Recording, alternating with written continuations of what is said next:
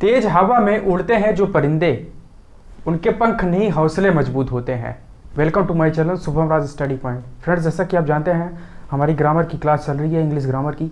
और English grammar सीखना English के लिए बहुत बेटर होता है। मतलब जैसे क्या होता है कि जैसे आप देखो, जब भी आप कोई भी सब्जेक्ट जब सीखना चाहते हो तो उसका बेसिक इंपॉर्टेंट होता है, बहुत अच्छे से आप जानते होंगे।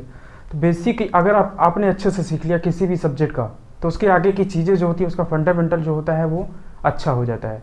तो अभी तक जो हमारी क्लास चली हुई है वो बेसिक की है, और जो बेसिक क्लास है लगभग मान लीजिए कि 25 से 30 वीडियो उसके हैं, 30 से 25 क्लास उसकी है।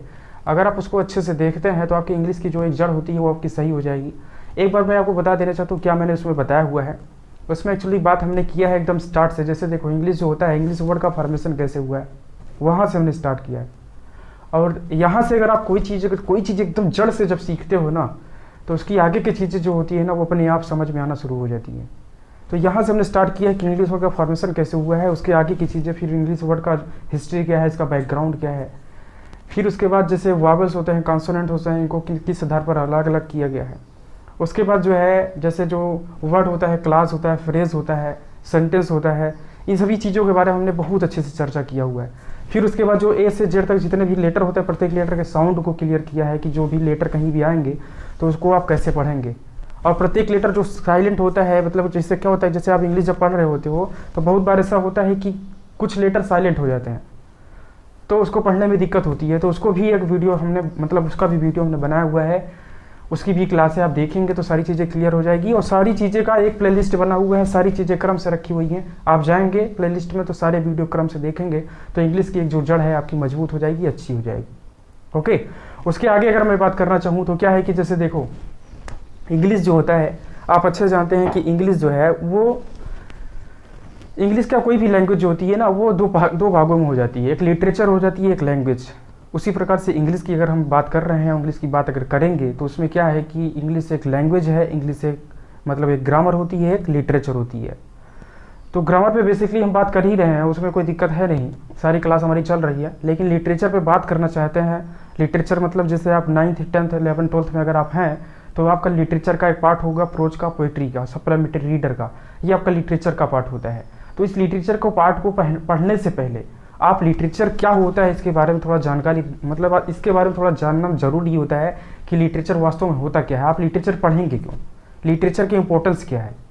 जो आपकी बुक्स है, इतनी मोटी सी बुक्स जो होती है उसको पढ़ना पड़ता है, पूरा आप कंप्लीटली पढ़ेंगे, फिर उसको क्वेश्चन आएंगे, उसके आंसर आप लिखेंगे। तो वो वास्तव में पढ़ना में क्यों होता है, मतलब क्यों पढ़ेंगे उसको, उसका इंपॉर्टेंस क्या है।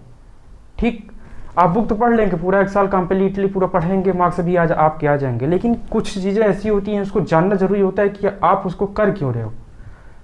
तो आप अगर टाइम उसमें दे रहे हो तो आपको ये पता होना चाहिए कि आप उसको क्यों पढ़ने जा रहे हो। ठीक है, तो इसके बारे में मैं अच्छे से अभी बता रहा हूँ इस वीडियो में। बेहतरीन तरीके से आप माइंड को सही से लगा कर देखिएगा। अगर माइंड कंसंट्रेट करके आप कोई भी चीज़ देखते हैं कहीं भी कभी भी, तो सारी चीज़ें माइंड में सेटअप होती चली जाती हैं। आप अच्छे से जानते हैं, इसको बताने की जरूरत नहीं है। वीडियो के लास्ट तक आप बने रहिएगा।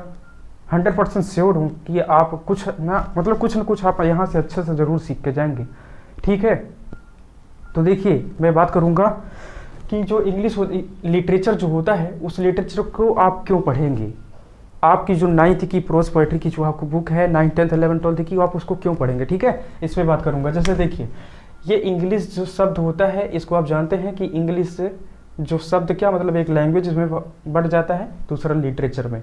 इस लैंग्वेज पे ऑलरेडी हम बात कर रहे हैं, आप अच्छे से जानते हैं ना। लैंग्वेज मतलब ग्रामर, और ग्रामर के एक एक पार्ट को मैं कवर करूंगा और चल भी रहा है अभी, आप देखेंगे प्लेलिस्ट में जाकर तो क्लियर चीज़ें हो जाएंगी। उसके बाद लिटरेचर के पार्ट को हम क्लियर यहाँ पे करते हैं कि लिटरेचर अगर आप पढ़ने जा रहे हैं तो उसके पहले की चीज़ों को जानना जरूरी होता है कि लिटरेचर हम क्यों पढ़ें। ओके, इसको आप समझिए, बहुत ही ज़्यादा ज़रूरी है। देखिए, ये जो लिटरेचर होता है, लिटरेचर मतलब साहित्य, अच्छे से आप जानते हैं साहित्य क्या होता है। एक कोटेशन आप सुने होंगे, साहित्य समाज का दर्पण होता है, मतलब literature is the mirror of our society. जो साहित्य होता है वो हमारे समाज का दर्पण होता है। दर्पण मीन्स क्या होता है कि जैसे देखिए, जो दर्पण होता है मतलब जो शीशा होता है, आप शीशे के सामने जाते हो तो अपने आप को देख लेते हो कि हाँ हम मतलब किस प्रकार से हमारी लुकिंग है। उसके बाद अपने आप में इम्प्रूवमेंट करते हो कि यहाँ कौन सी चीज़ें हमारे में कमी है, कौन सी चीज़ें मतलब सुधार करेंगे तो बेटर हो सकता है। ओके। उसी प्रकार से क्या होता है कि समाज साहित्य का दर्पण होता है, मतलब साहित्य समाज का दर्पण होता है। तो साहित्य का मतलब क्या होता है कि जैसे देखिए, समाज का दर्पण जो होता है वो साहित्य होता है। कैसे?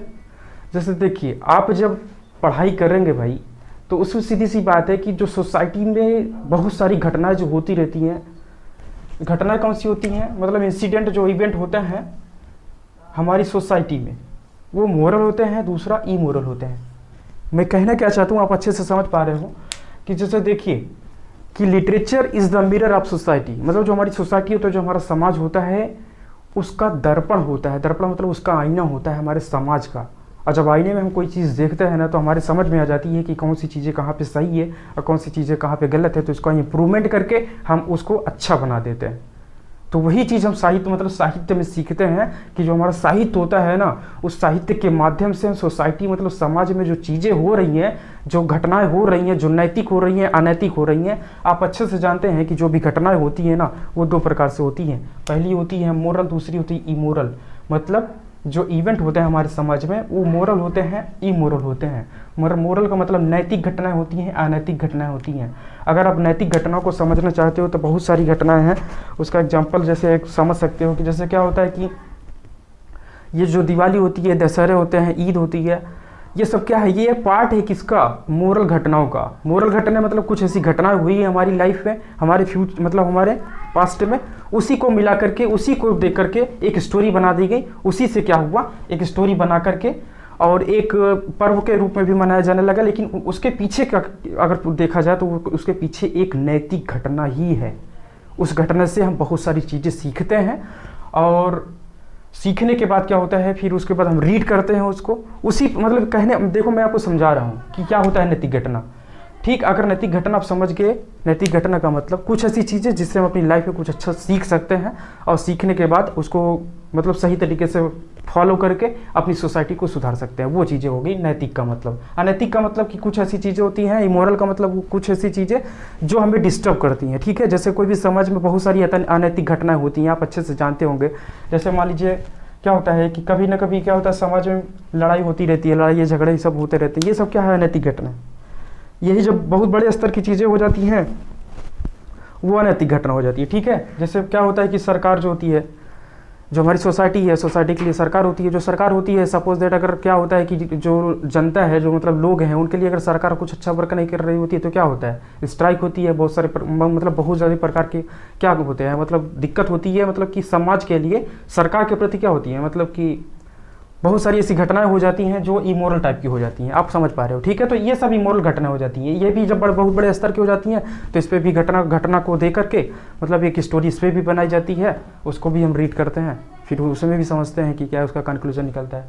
एकदम सीधी सी बात है। अगर ज़्यादा चर्चा ना करते हुए मैं आपको बताना चाहूँ कि जो समाज में घटनाएँ होती हैं, साहित्य में हम क्या पढ़ते हैं कि जो समाज में घटनाएं होती हैं ना, उन्हीं घटनाओं को नैतिक अनैतिक घटनाओं के आधार पर उनको बांट दिया जाता है। उसके बाद क्या करते हैं, उसी घटना पर जो राइटर होता है, जो मतलब लेखक होता है, वो उस पर क्या करता है, बहुत ज़्यादा क्रिटिसाइज करता है, बहुत ज़्यादा एनालिसिस करता है। उन चीज़ों पर एनालिसिस करने के बाद वहाँ से कंक्लूजन निकाल करके उसको फिर क्या करता है, एक राइट करता है, राइट डाउन कर देता है, उस पर एक स्टोरी बना देता है। ठीक है, उसी स्टोरी को हम प्रोज और पोइट्री में ले जा करके पढ़ते हैं। ठीक है, एकदम सीधी सी बात है। जैसे देखिए यहाँ लिखा भी है कि लर्न फ्रॉम हेयर, मतलब यहाँ से क्या चीज़ें हम सीखते हैं, कहाँ से, इंसिडेंट मतलब इवेंट जो हमारे सोसाइटी में होते हैं ना, मोरल इमोरल टाइप की, वहाँ से हम क्या करते हैं, लर्न फ्रॉम हेयर, मतलब यहाँ से बहुत सारी चीज़ें हम सीखते हैं। मोर थिंग्स है, मतलब यहाँ से बहुत सारी चीज़ें हम सीखते हैं। एंड राइट अ स्टोरी, मतलब एक स्टोरी फिर उसके बाद बनाते हैं।